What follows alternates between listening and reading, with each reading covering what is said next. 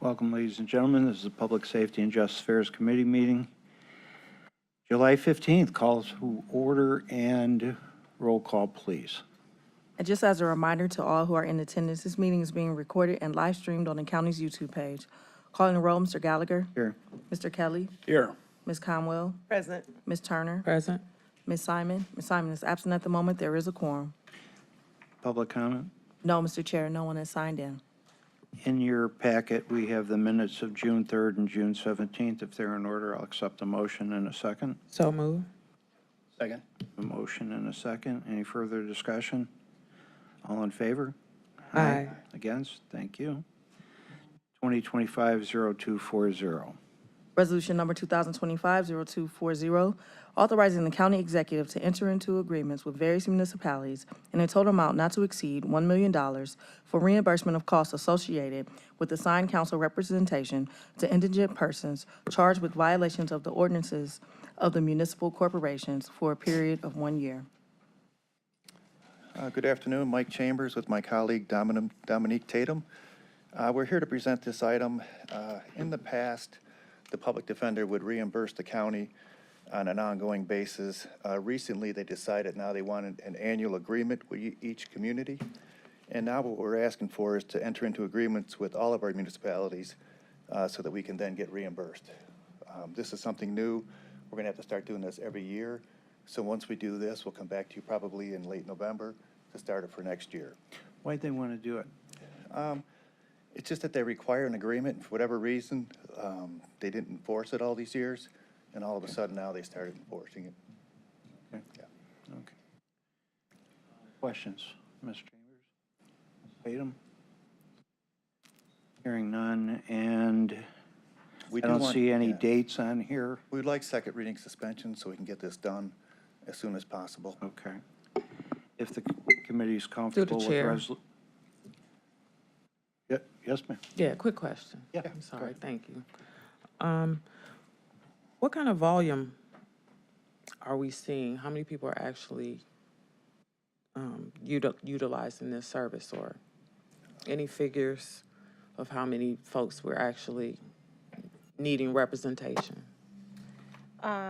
Currently, right now, we don't have a full volume because before we just tracked them overall because we're required to pay the ones that's a state code, so we did not separate state and municipal codes.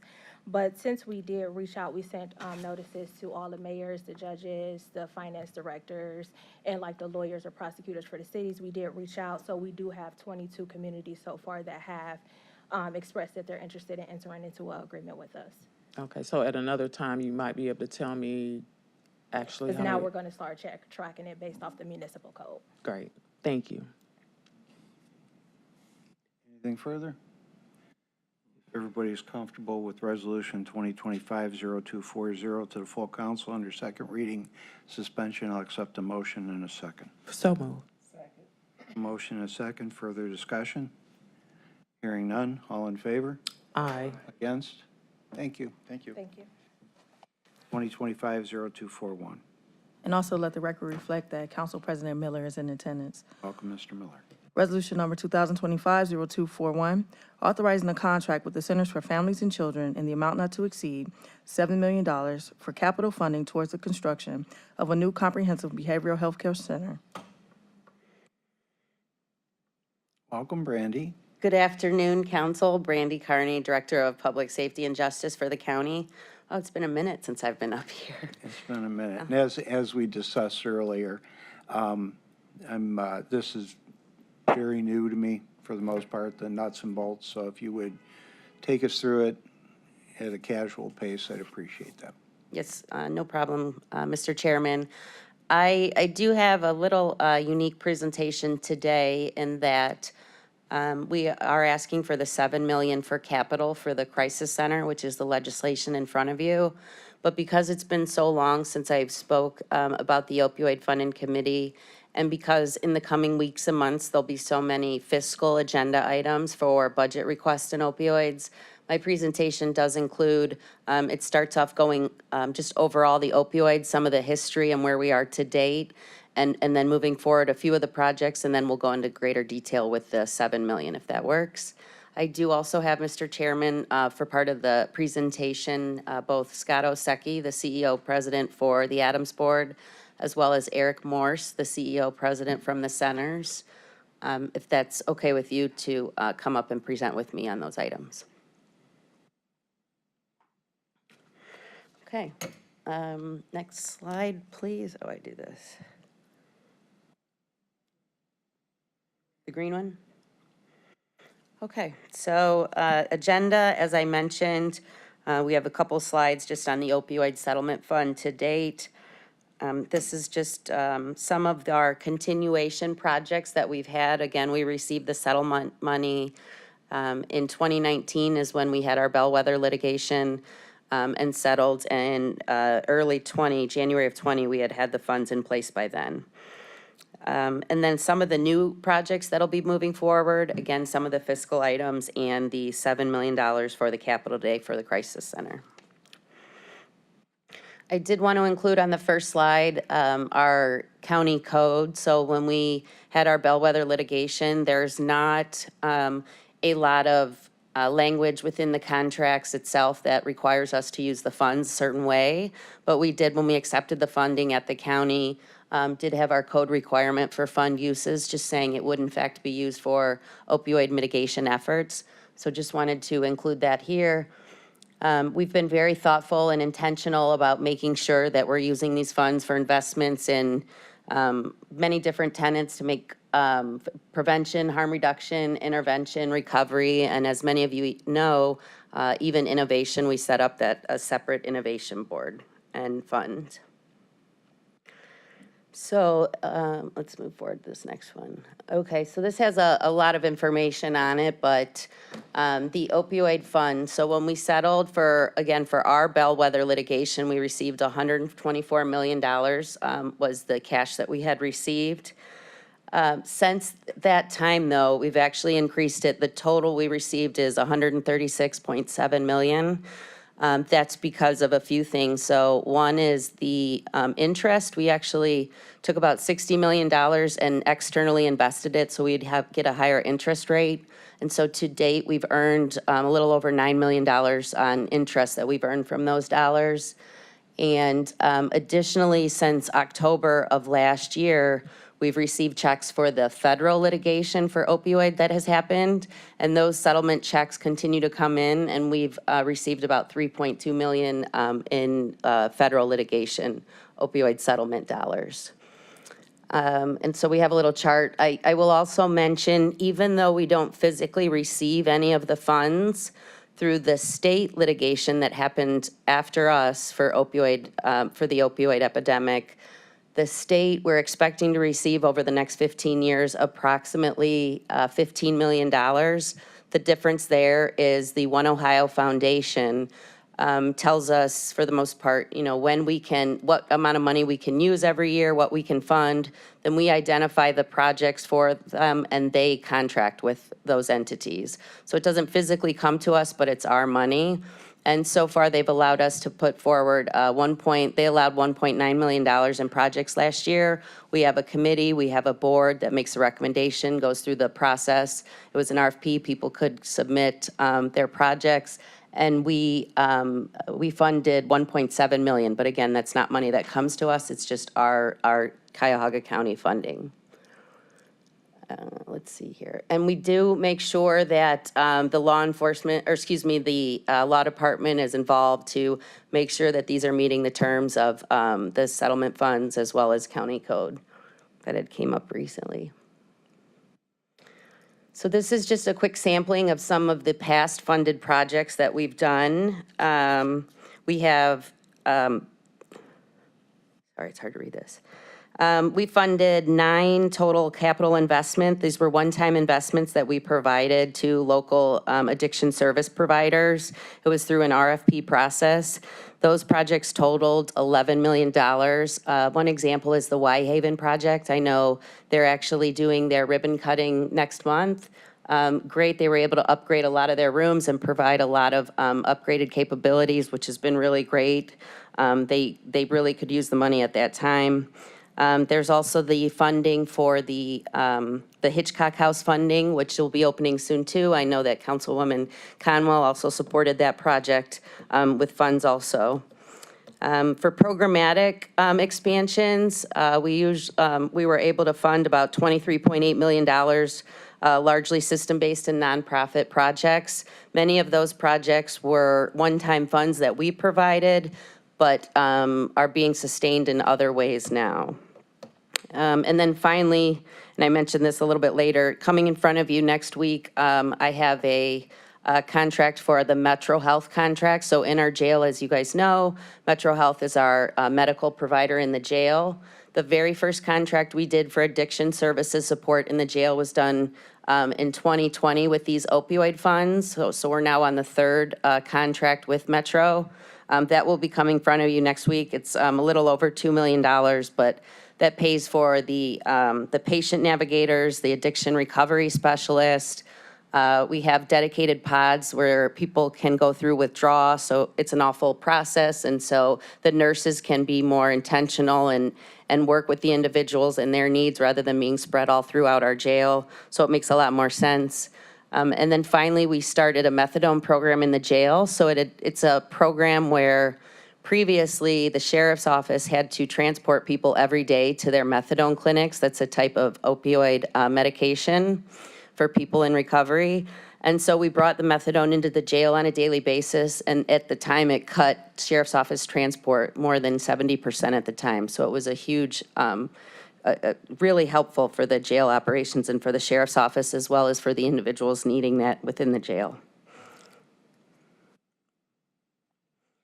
So as many of you know, one of our main projects to date that we've done is opening up the diversion center. We started planning for it and rehabbing the building in January of '01 and opened it in May of '21. Some of the startup costs I listed just to show some of our past cost. So the $32 million that I have included in here is the operation, and that includes all of the cost for the Oriana House, which does the day-to-day operations at the center. It's the training that's done, the crisis intervention training for all of police and other public safety throughout the county that the Adams Board completes, as well as Frontline, who answers the 24/7 hotline that we have for individuals to triage individuals that need to go to the diversion center.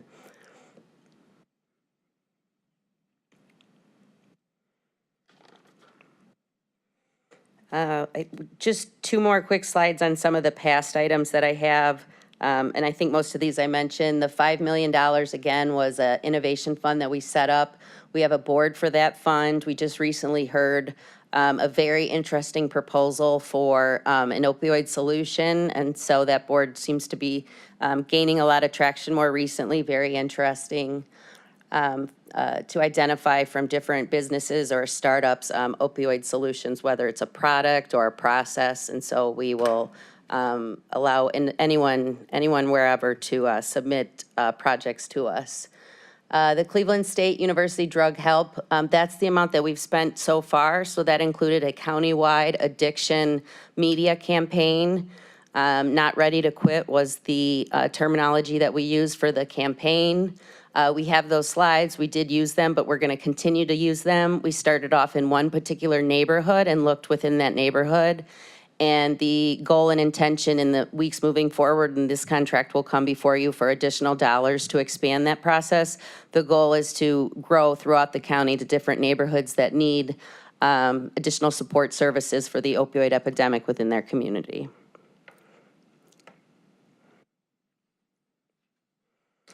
And then finally, pending fiscal agenda items. So as I mentioned before, in the coming weeks and months, there's a number of items that'll be coming as fiscal requests. So to put a budget in place for these opioid items. As I mentioned, the Metro Health contract, and again, that's an extension. It's our third extension for the staff and services within our jail. The neighborhood project that I mentioned, that's $1.5 million. That is for the entire project. So over the coming years that we could grow to neighborhood support within neighborhoods and grow beyond just the one East Side neighborhood that we started with. The diversion center operations, I have a one-year option. We'll speak about it in just a moment here, but the crisis center, when it opens, we want to make sure that there is no time where a client who would have gone to the diversion center, we want to make sure that all of those clients will be utilizing the crisis center. We don't want to lose any patient. And so we do have, I did set funding aside, or hope to, so that if we have to have one additional year of the crisis center, so that would mean both of them are open at the same time. The hope is that we wouldn't have to have an entire year. Maybe it's so many months, but we just want to make sure that we don't lose anybody in that process. But because of their functions, some of the functions are the same functions. To have two places doing crisis services doesn't make so much sense in the county. To ask law enforcement to triage and take someone here for this, but here for this, it just doesn't make a lot of sense for the county, and isn't the best use of the funds. Future projects, $22,500,000, that'll be coming. Again, we're on the capital, $7 million today that I'm requesting from you when we go through the crisis center project. We'll also be going in front of you in the coming months for another $12 million for operating costs for the center, for this crisis center. And finally, and I can go to the next slide, the co-responder project is a project you guys have probably heard of. Nationally, it's very popular, for lack of a better word. It's definitely a push nationally and locally at the state level. Different response crisis services. So this is a team that started, Shaker Heights piloted the project. It allows for a social worker to go out and respond with those having a mental illness or addiction need to go out with the officer. And so the officer is expected to do a lot of things, but have a professional that's been trained in that capacity and dealing with an individual, de-escalating the situation, and then even very importantly, following up with the individual. I heard an amazing story at the press conference last week, and one of the police chiefs have said that they looked at their calls for dispatch, and somebody had called 100 times 1 year. It was a mental illness they called, but what happens is the police respond to that individual, but then the police have to go to the next event and handle the next event. And so that continued to happen. With the co-response team, the individual and the social worker was able to follow up and get the services for that individual, and that particular caller has not called since. So really just a great story about how these teams really work for the need. So the next slides will cover in detail the $7 million in front of you. It's up to you, Mr. Chairman. I can take questions to date or wait till the end.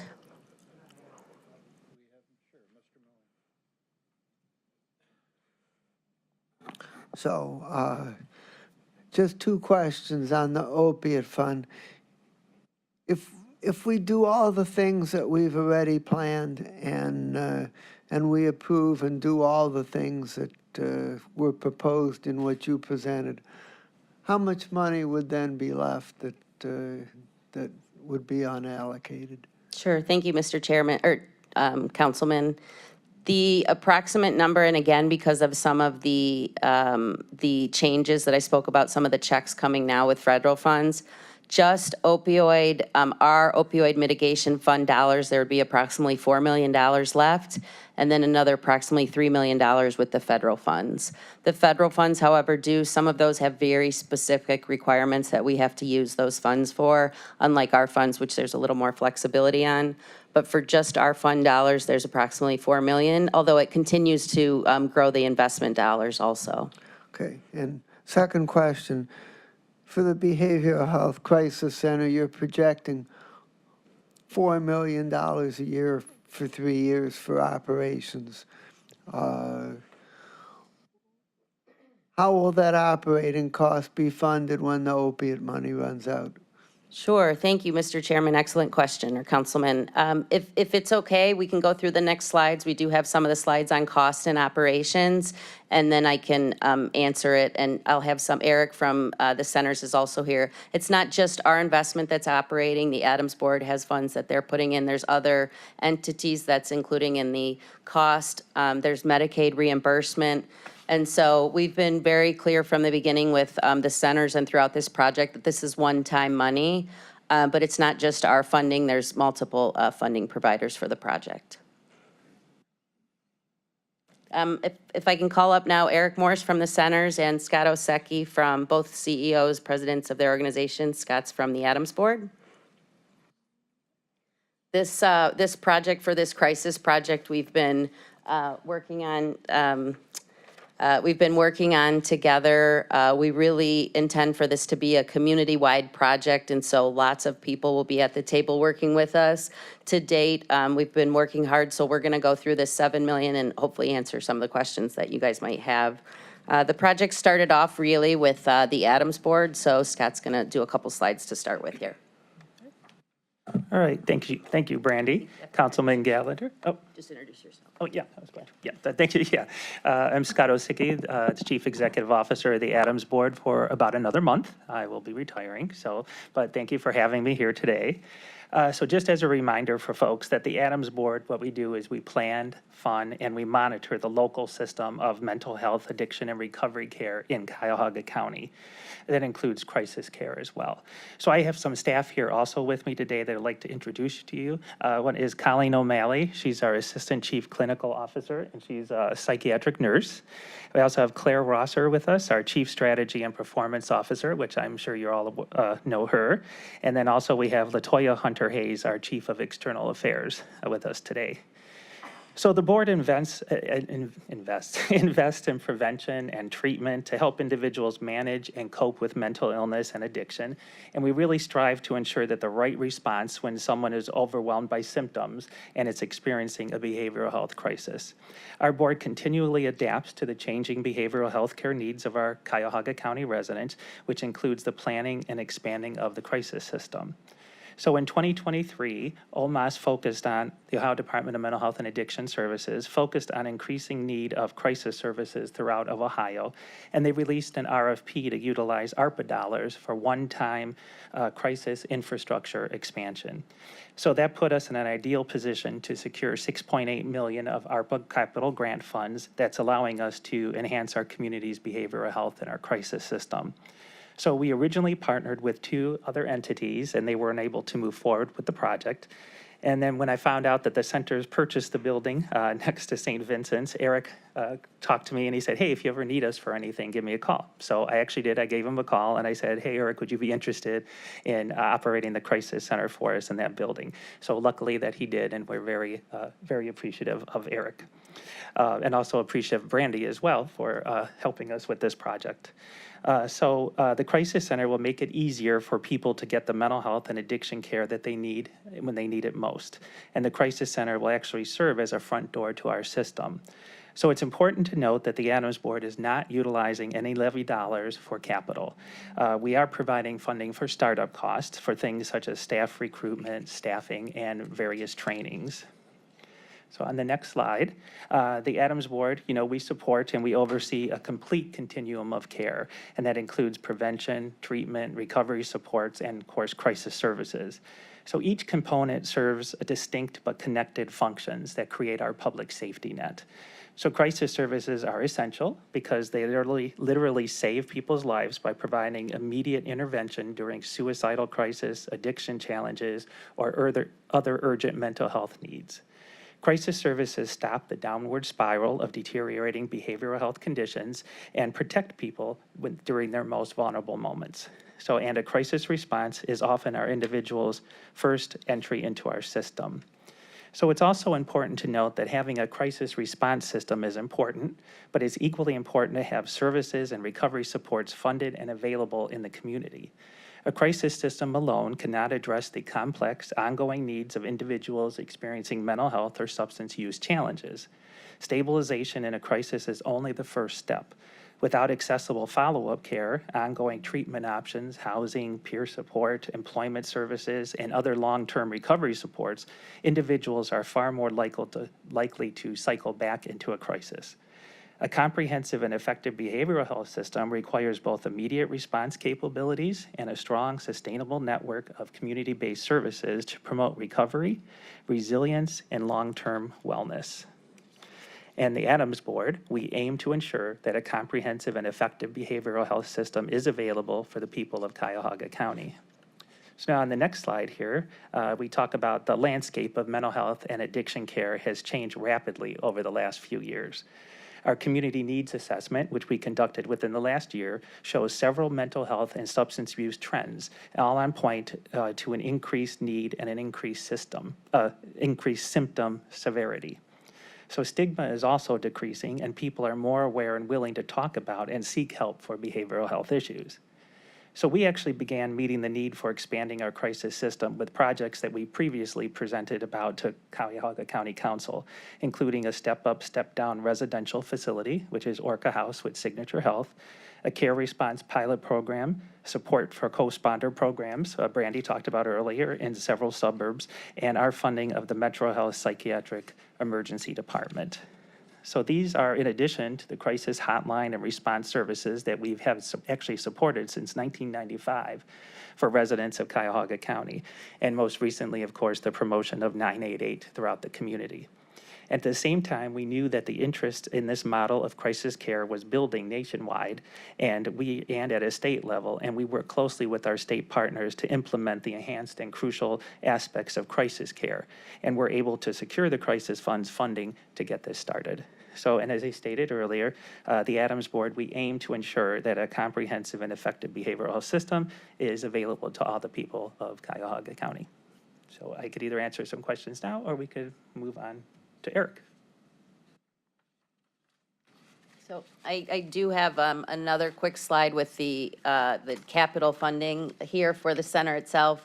So the Behavioral Health, Comprehensive Behavioral Health Center will be a single site, and we have some vision, or we have some pictures here showing up in the presentation, but a single site that will have both inpatient capabilities, outpatient capabilities, lots of different services for the community to address the behavioral health need, taking some of that stress away from emergency rooms where individuals sit when they're in crisis, and they sit for a very long time, as all of us probably know. And so here's a walk-in location. Anybody can walk in at any time and receive care for the services that they need. We are looking to set up a number of different community-based group, law enforcement or public safety type groups. Again, so this is truly a collaborative effort within the community throughout the next year. By the time we open the building, which is slated for fall of '26. The total capital funding, the total expenses that we have is $30 million. That does include, the current revenue is at 25.6. That does include the $7 million that I'm requesting today. We also have the gap of 5.32 million. That's throughout the next year and a half, something that the centers, as well as us, will be advocating and working, and we do feel strongly that we'll be able to close that gap. This is truly a countywide effort that will, no wrong door. The expectation is that anybody who comes there needing services, behavioral health services, that will be able to fill that. This is a picture of the building, the center itself that's been generated. Again, the building owner, the building operator, the one responsible for all of the day-to-day and planning, that's the centers, and Eric will speak here in a moment. But myself and my department, as well as the Adams Board, has been actively involved. I wanted to list all of the services that'll be on site. So Eric's going to go through them in detail, but a crisis recovery center for individuals to walk in on the first floor, longer term, second floor, both detox for people with substance abuse or with mental health needs. There's longer term residential facility for people to stay at. The first floor is 23 hours and over and under assessment and stabilization. The other places that we've traveled to and seen, and I know Eric's seen a lot of them himself, has said that 80% of the patients should be out within the 23 hours and under, that they're able to be stabilized within that capacity. We have a pharmacy. There is a urgent care, behavioral health urgent care. The whole facility itself is for adults only. The urgent care is something that will take youth and adults. It's a behavioral health urgent care, which is something that the centers operates now within the community.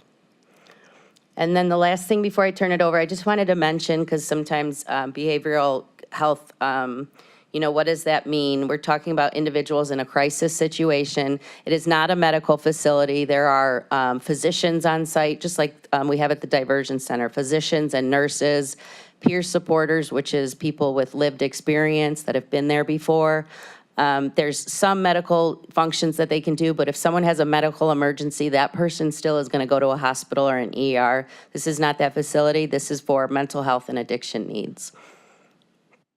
And I think I'll turn it over to Eric here, and he can go through each one of the crisis care and the levels within the building.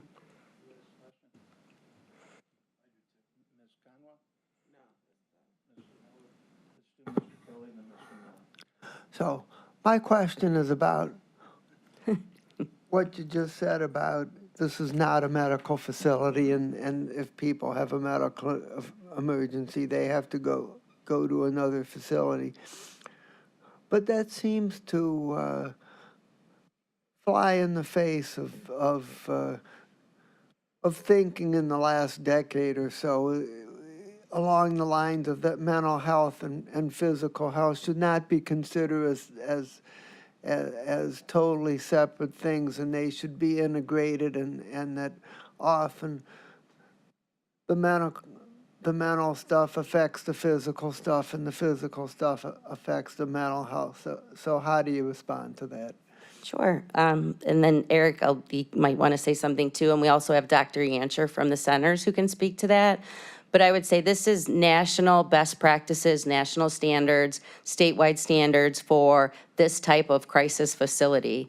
So if someone has a broken arm or if someone has a massive laceration or cut, that's something that has to be taken care of at a medical facility. The capabilities that they have there, the equipment that they have there is to treat those services.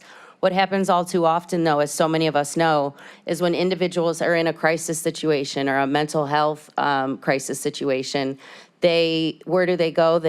If they only have so many options, they'll go to an ER, and then they sit there for so long waiting because the people that are bleeding out in the arm are often being cared for. So this is a national standard. It's not something just that we're pushing for, but to give dedicated, intentional care from doctors that are psychiatrists, psychologists that are dedicated to this type of behavioral care at a facility that can, it's not just usually one day of treatment and then gone. Someone that can work with the individual while they're there, when they leave, some outpatient services, the whole continuum of care on site for those crisis services that we'll have.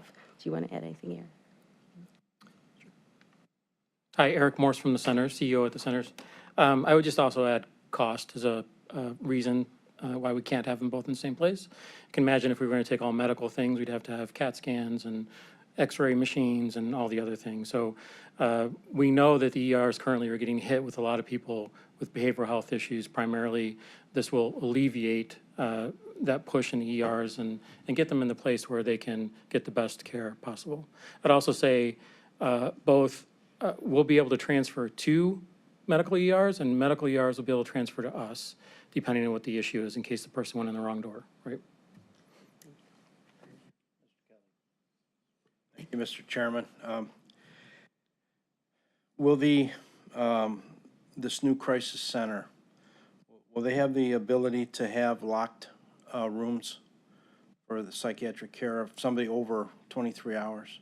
Sure. Thank you, Councilman. So currently, the diversion center, for example, which was built for a very different function, not crisis services, but diversion law enforcement only was the reason that we had built that. This center itself will be both voluntary and involuntary, so there will be capability for the staff to hold individuals for involuntary need, which is really important. That's not a capability. We've heard from public safety for a very long time on that need, and so that's a capability that will be at the location, at the crisis center. Just a follow-up, if I could. Could the current diversion center set up a separate, say, 16 to 24 bed locked psychiatric unit at the current location? Thank you, Councilman. Yes, we could invest at the current location. What I would say is when we built the diversion center, or we didn't build, when we funded the diversion center, again, it was for law enforcement only drop-off. That was the need at the time for Cuyahoga County. As you guys know very well, there were 2,200 people in our jail. Soon thereafter, and right when we opened up the diversion center, the jail population significantly decreased. COVID hit. And so what happened is that extra 700, 900 individuals, many of them of which were in our jail and had addiction and mental health needs, often for misdemeanors. At the same time, we stopped taking misdemeanors, but when we opened up the diversion center, that was the need, and it was filling the need in the community. But what's happened since then, it's changed. 6 months after opening, we've adjusted and we've allowed for crisis services. So for anybody to utilize the diversion center and not solely law enforcement like it was set up. But we didn't build it from the ground up that way. We would have to make a much larger investment. This is a single site that will be built for these capabilities, and not just one or two of those capabilities, but all different levels of the continuum. As I said, the inpatient services, the outpatient services, the urgent care, the pharmacy, they're all on one site at the building. Thank you. Good. So where are we on this? Yeah, I think I lost track. Here. There you go. Okay. Thank you, Chairman. Thank you to County Council. It's a pleasure to be here. I do want to introduce a couple people in case I need them to come up and answer any questions. So we have Dr. Yankar, who is our Chief of Psychiatry. We have Brian Tillo, who is our Project Director for the Crisis Center. And we have Vince Caringi, who is our Chief Medical Officer, all present. So I'm going to go a little deeper into each of the services. So on the first floor, on the next slide, I think. On the first floor, this is where the Crisis Receiving Center will be.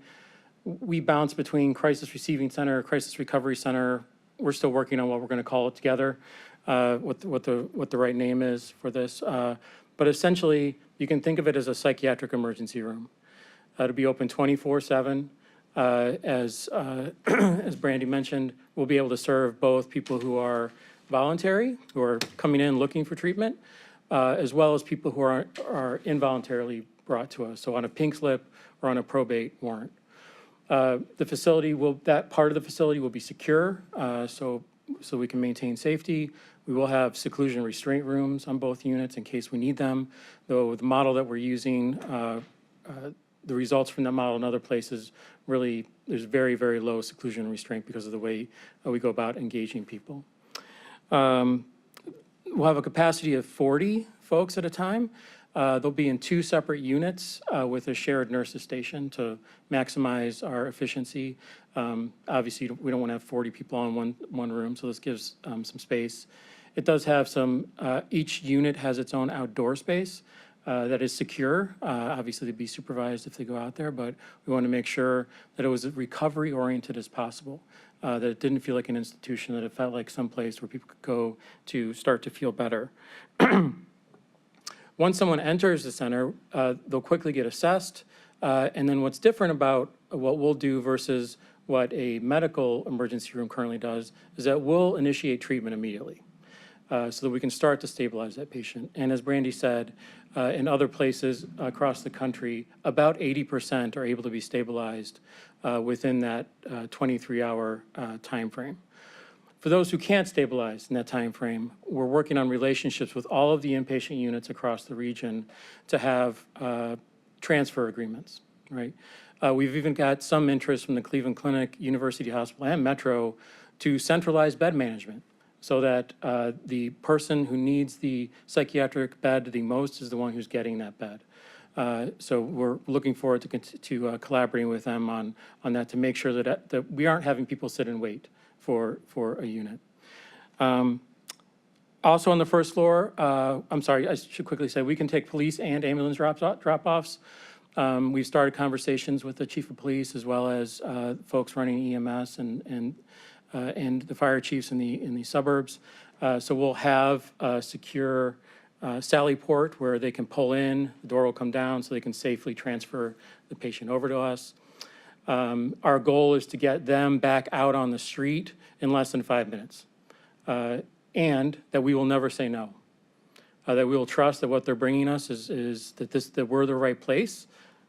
Then once we take them in, we'll do our own assessment and we'll figure out if this wasn't the right place, we'll figure out where they need to go.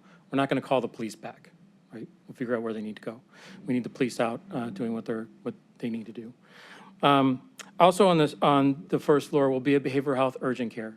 We operate behavioral health urgent cares on the east side and west side. These are open to anyone who's not quite at that crisis level, but is trying to get care before they reach that crisis level.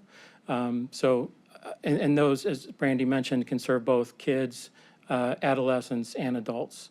That'll only be open during the day, most likely, and then the whole center open 24/7, as I said. The first floor will also have a pharmacy. So our hope is that as people leave, as they get discharged, they walk out with their meds in their hand, because that's another one of the barriers to treatment is people walk out with a prescription and then never go and get their medication filled. The model that we're using on the first floor is called the living room model. The goal of this model is to create a comfortable, welcoming environment, though we will have psychiatrists and nurses and social workers on the units at all times. Most of the staff we will have will be peer support workers, people who have lived experience, either mental health or with addiction, who have recovered, who will engage people on the floor. That's why the seclusion restraint rates are so low, is because people are engaged constantly around what's going on, what are you looking to do, what are your goals, how can we help you, here's what I went through, here's how it helped me, help them navigate the system if they're having difficulty with that. So that is the first floor. So I'll pause there and see if there's any questions. Great. So the second floor, we'll have 2 units. We'll have a psychiatric stabilization unit that's residential. It's not a secure unit. So that is for people who don't need to be in a secure unit, but do need something in between, you know, the receiving center and going home. And so we'll provide services between, you know, 5 to 7 days. It'll include additional psychiatric stabilization, counseling, peer support, treatment, linkage while they're there. And then on the other side of that floor will be our detox center for people who are coming in with either opiate or alcohol withdrawal symptoms. We are partnering with Rosary Hall on that. That is not expertise that we currently have, and so given the campus that we're on and their history and legacy, we reached out to them and they were really excited about joining with us in this partnership.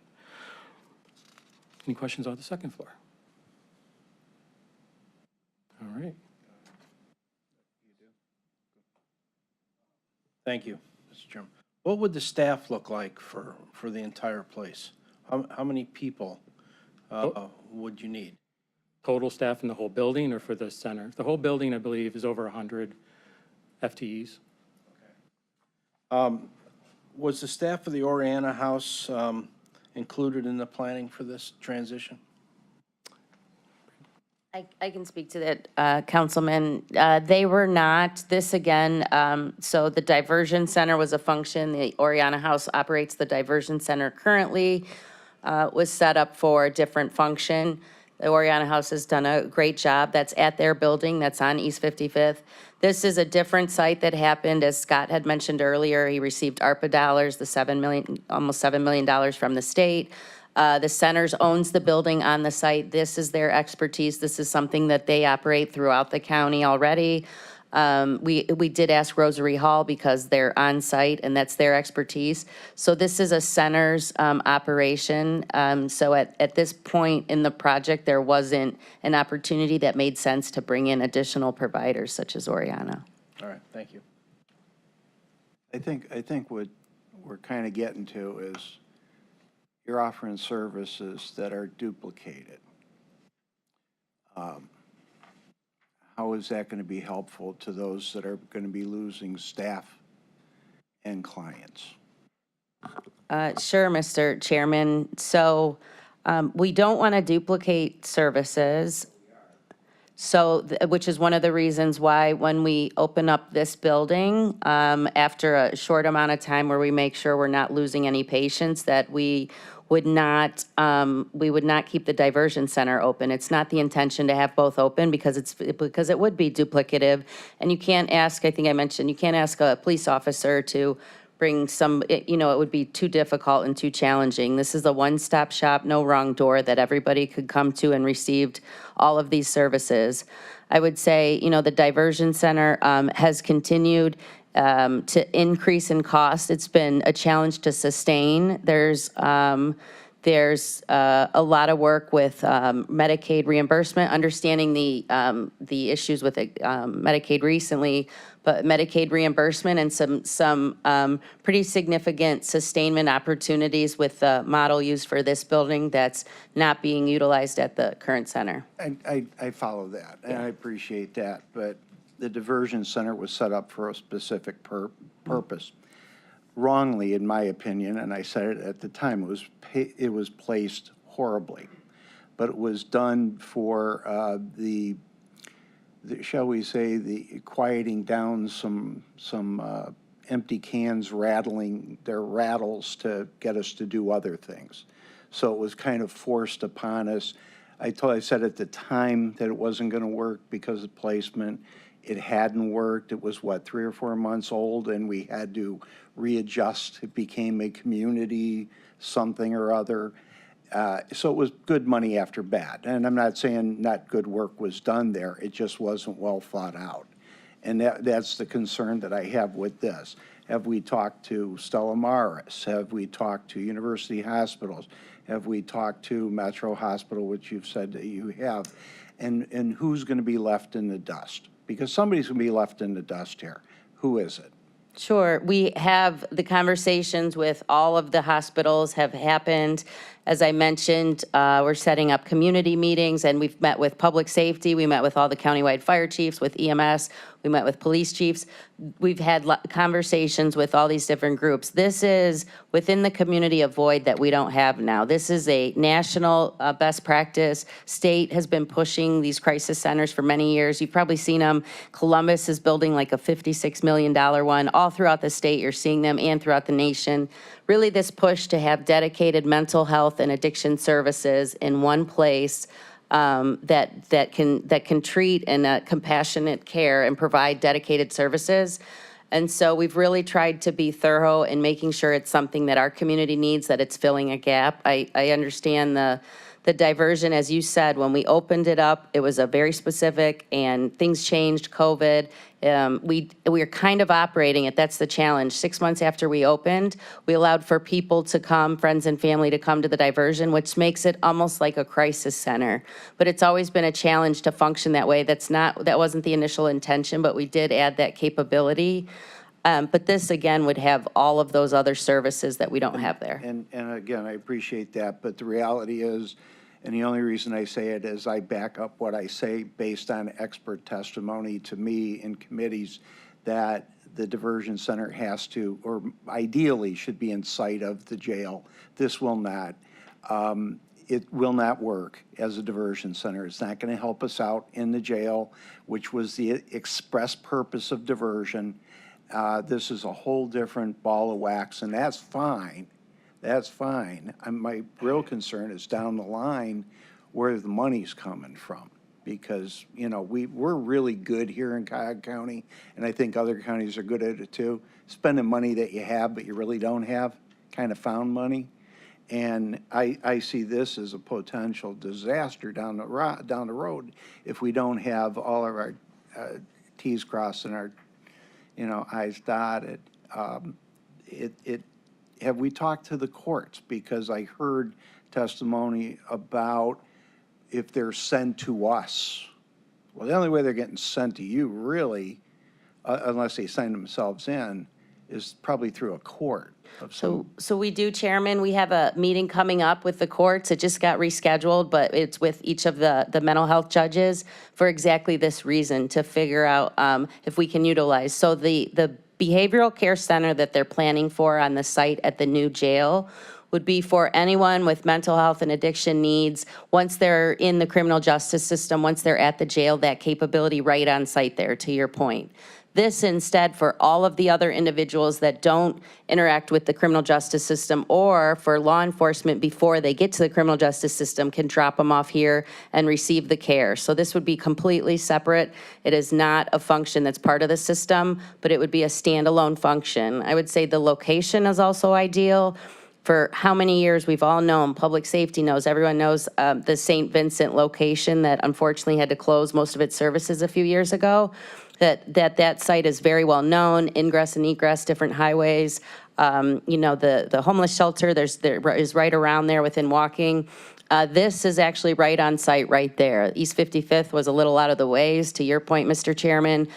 This is really an ideal location for this standalone building. And I don't doubt it. I'm only concentrating on diversion, not on this. This has been a problem since they closed CPI, and both the Democrats and Republicans thought it was the greatest idea in the world to get rid of institutions. And then we're looking at the problems that come off of that with the homeless and everything else. And now our jail has become the largest psychiatric institute. And I don't think no one thought this out. And how they didn't see it, I don't know, but it is what it is. So we were kind of handed that. But my concentration's diversion, and I'll stand that this is not going to be diversion. No, definitely not. This is the crisis center for all of those individuals, any level of care, any level of crisis. You know, as we said, voluntary, involuntary, and one-stop shop, so to speak, so all of those services can be done on site there. So have we given up on diversion? No, I mean, I would say diversion is still functioning. I mean, thousands of people, 4,000 people have went through there, have got services. You know, law enforcement is in and out. Once law enforcement uses the location, they come back. It's working, but it's limited in its capacity and what they do. You know, it was a function of before someone went to jail. That's why we opened, and then COVID hit and things changed. I would also say that one thing that we do here often is the stats don't show, or the metrics don't show, that law enforcement numbers are near as high as friends and family. However, before diversion, if someone had an emergency, they're calling 911, they're calling police. We hear this all the time from the people there and from the police. With diversion, there's the ability to now go somewhere so that they don't have to call 911 and tie up that line and services, because now there's a location that they can go to. This won't even require that call. The triage individuals can come straight to this building at any point in time and receive care for all different levels of crisis. I just wish that the courts had been brought into this earlier. So we still have a year and a half, Mr. Chairman, and we are meeting with them, but you're. Understood. Understood. You understand that when they hear things that we're being told about their bailiwick, it becomes problematic, and I don't blame them for getting angry about it, and we hear it. I think, Mr. Chairman, I think, because I've had just brief conversations, but again, we do have a meeting set up in like 3 weeks, I think, with them. But I think some of the concern might be for the on-site location rather than separately for this site location and them being part of it, but we both do plan on engaging them. Okay, go ahead. I'm sorry. Yeah, please. Mr. Chair, if I could just add, you were talking if no people or agencies left in the dust, but remember, we have to have the services after the crisis center as well. So if we're talking about, you know, the folks that operate the diversion center, they offer other services as well. So part of the whole thing with the crisis center is a warm handoff, right, to services. Yeah, my whole point was we were told one thing and it became another. Yeah. And that's, Understood. to me, that's problematic because its main goal was not even addressed really. But I'm not saying people didn't get help, it just wasn't thought through. Understood. We do, Eric has the third floor, and then we just have some pictures here, and we can take any more questions. Thank you. The third floor, real quickly, essentially we'll be moving the clinic that we operate on East 45th in Euclid over to this site. So the third floor will be an expanded clinic, expanded from our East clinic, that will include psychiatry, primary care, case management, counseling, the whole range of services for folks once they stabilize. And then some pictures, yeah. A couple pictures. There's the front that we have, front door. I just put a few of them in here. Oh, I don't know where the rest of them went, but, and then that's just today's legislation. We're happy to take any more questions if you have any, Mr. Chairman. Good share. The, is this a 24/7? It's 24/7, 365, except for the urgent care. Will be regular hours in urgent care during the week, but the entire building itself is 24/7, 365 otherwise. For those that may be coming in for first floor services, what if they need other things like food or a shower or? Yeah, so we're building out that first floor to be able to accommodate those sorts of things. Food is obviously the number one thing, so always having food available for people when they come in. Bathing facilities, place to wash your clothes, take care of any other needs you have. And then linkage to obviously all the other services within the centers for other basic needs. Okay. Now, are the second and third floors locked or secured? They are not. They're not. So they can, wherever they're receiving services, they can leave at any time. Correct. Thank you. Through the chair to Brandy Carney, can we have a copy of the transition plan from the diversion crisis center? Absolutely. To the proposed new crisis center.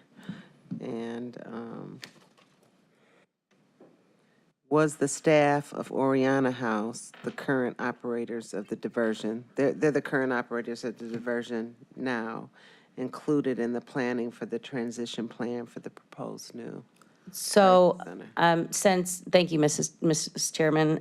So since this project came about, through the last couple of months, we've just been working with the centers and with the Adams Board. But when I first found out about this, I did have a conversation with the CEO and president of Oriana House. So the intention of our plan has been, I've been very upfront with him since the beginning. The actual specifics of the transition plan, exactly how we are going to do it, I've let him know just what I've said today on that we're going to put aside enough money for, in case we have to have up to a year of both places open, but I don't expect it to be that long. But the details after that haven't been worked through, and that's something that, depending on how things go today, that I would absolutely work with Oriana House and Jim and his staff on. Okay, And I I would know, just- I know a concern would possibly be, once this is advertised, I know it's not ready to move forward now, but the present staff or employees that are at the current diversion center, you don't want them jumping ship. So I think it's a delicate situation and a concern that, of course, this Oriana House has. It is a challenge, and we definitely are aware and are sympathetic to the situation too, and we'll make sure to engage them as much as possible. Even the planning for this site at the very beginning, I did reach out and ask to engage some of them in the process, but they weren't interested, but their choice. Yeah, and so you stated on record that there has been transition discussions with them? So when I first learned about the money that Adams Board had received and this first came, yes, we've had open discussion in our diversion board meetings with our diversion board members. Oriana House attends all of those meetings. So yes, we've had these discussions, not detailed how we're going to go through the process, but again, that was after today. Okay, thank you. I think that's it, Mr. Chair. Was it said what the operation budget for the proposed new crisis center? I know we saw figures, but do we have a total overall figure or we don't? We're still working on the total. Let me know when you get it. I know I keep asking that question. Thank you, Mr. Chair. What are your discussions with Metro been like? So I can let Eric speak. They've been really positive. They have a lot of interest. They actually reached out to me and asked me and said that they were interested in seeing at what capacity they could engage with the center of this process. Eric's talked to them, I know, about transfer agreements, as he mentioned earlier. So initially, Metro was actually proposed to run and operate the facility.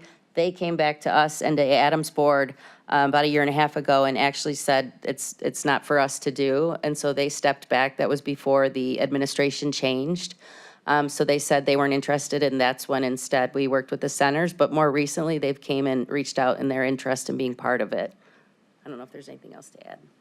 Yeah, Mr. Chairman, we've met with Dr. Alexander as well as the leadership staff over at the Cleveland Heights Hospital to just begin conversations about how we're going to work together.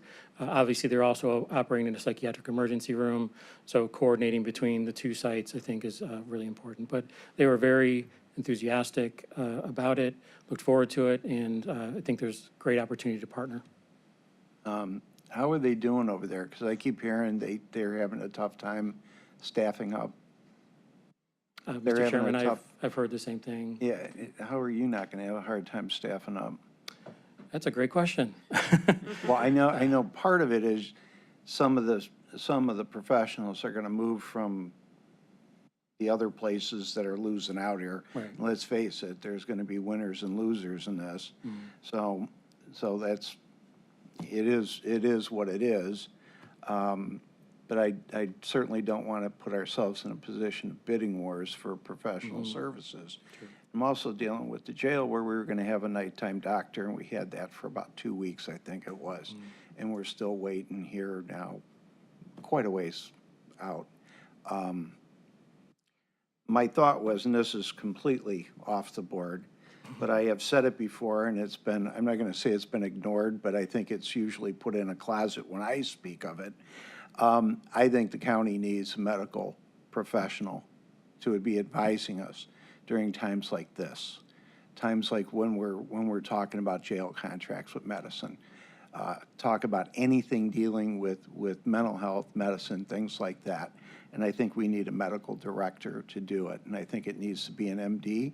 And I think we need to do it yesterday because of all the issues that we've had.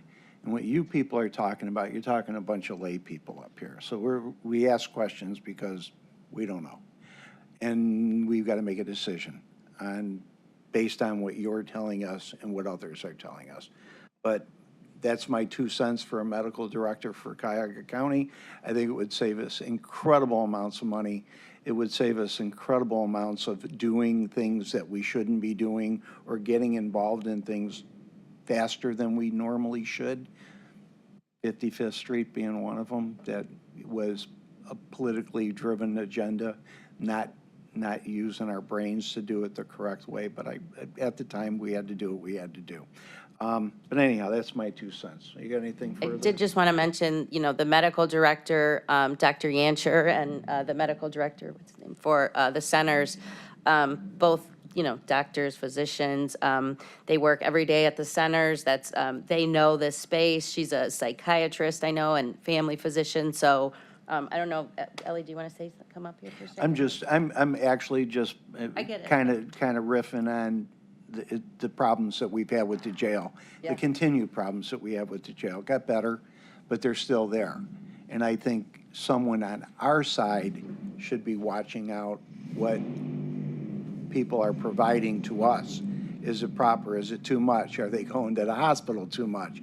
Should we have a nighttime physician? Somebody to tell us from their expertise what to do with medicine. I think it's a great suggestion. I do. And for whatever reason, it's, you know, been put in the closet, and it is what it is, but I just think that we should address that come October, November, when we do the budget, and let other people say no when we approve it, because I think it makes sense to have more people involved on our side watching. We have no one. It's Well, fair. you have us, and we're lay people. I would add, not specific to the medical, but right now, my office is working with all of the people in the room and lots of community providers on a mapping plan specific for Cuyahoga County. So all of the services that we currently have, I have the Begun Center doing it. Who is doing those services, how many beds, what type of services, where are the gaps? And so really a countywide, it's over the next year, but a countywide looking at all of these things. We've had so many different providers that have come in and out recently and changes, and so putting together a comprehensive plan, and so an opportunity to help that information, and we'll make sure to share it with all of you when we're done. Did the doctor want to talk? Want to come up here? Hi, everybody. My name is Dr. Elena Gancher. I'm the Chief of Psychiatry at the centers, and I'm also a family medicine physician. And I think to your point, Mr. Gallagher, I think when Eric approached me with this project, I was a little bit hesitant until I really, really got in the weeds with it. And so I've probably spent the greater part of the last year really diving into what I think and hearing what our community needs. I practiced in New York before coming back home about almost 4 years ago. So since I came here, all I've been doing is really trying to understand the landscape and the gaps. So I do street outreach with the homeless organization here to understand patients that are living outside. I do walk-in medication assisted treatment for folks using drugs. I'm trying to get Brandy to let me go on ride-alongs with the Cleveland Police and Fire and EMS, because I don't want to put this much time and energy into something that's not going to work. So I see a lot of patients coming from the jail or coming from emergency departments to my clinics too. So I couldn't be more committed to making sure we're not going to get it perfect, because that doesn't exist. But so many resources are going into this, so I think that we have a duty to do it well. And so I can't be the medical director for the county in that way, but I'm doing everything I can to make sure that we think of all the things and get input from everywhere we can, so we can do this really well. Thank you. And I can answer questions if you have medical questions of any sort. Free medical advice. I'm sorry? Oh, okay. Okay. Thank you, Thank you, Doc. yep. Thank you for coming. And my last question is liability. Where does it start and where does it end as far as these people coming into our facility? Yes, please. Yeah, this will be our facility, so we'll be using our own liability insurance, including medical liability, we're insured to the hilt. Yes, ma'am. Through the chair, detoxification beds are currently funded and underutilized in our communities. Are you planning to provide any detoxification beds in the proposed new crisis center? I think we talked about that. And if you are, why are you planning for the detoxification beds if they're currently utilized in the community? So first. Thank you, Mrs. Chairman or Councilwoman. We are having beds on site. We are only having 13 beds on site, however. You know, again, continuum of care, what we don't want to do is so many people have co-occurring, so they have a mental health and a detox issue.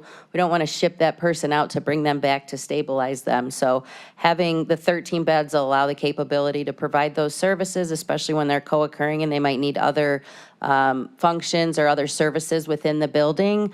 But as Eric talked about, transfer agreements and being open and having these in place with the other locations that already have these capabilities, that when it's appropriate, we can send these individuals to utilize those locations. So you said you're in ongoing discussions with folks. When are those all going to be locked down?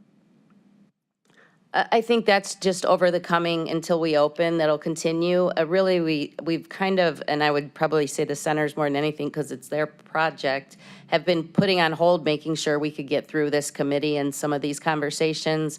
And then we were going to, like the committees that I talked about, the 6 committees, you know, a community-based committee, public safety.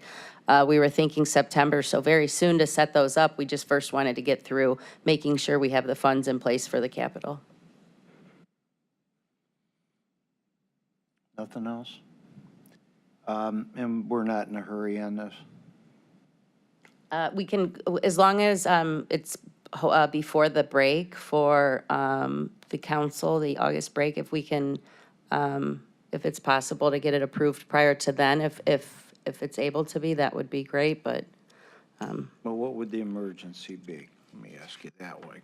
So the $7 million would go towards the funding that's needed right now for the building to continue. It's been gutted, and so they're ready to start the inside build of the building, and so transferring the $7 million. So if we could do that before September, be able to use those funds before September, that would be great. The building came gutted? It's already gutted. No, that work's already been done. The centers are, already had that work completed. But our money now for building out the facility is what's needed. Yes, ma'am. A quick thing, in regards to the current diversion crisis center, will it have the same state licensing and certification as the proposed new crisis center? Do you want to speak? Go ahead. There's actually not a special certification for what we're going to be operating, but so we'll be licensed as an outpatient facility, essentially, which is, and then the second floor, though, will be licensed as residential. So that'll be similar to what the diversion center. So is there any difference in this, in the license or certification for the current diversion center as we have it, or they'll probably? The locked facility that we talked about, Yeah. so some of those capabilities in addition, there's actually 2 certifications now at the diversion center, because as Eric said, there isn't statewide, there's not a specific for the type of facility that we operate. So it will have some, but then the additional capabilities, like the locked facility, I imagine has a different certification than the current residential outpatient we have now. Okay, thank you.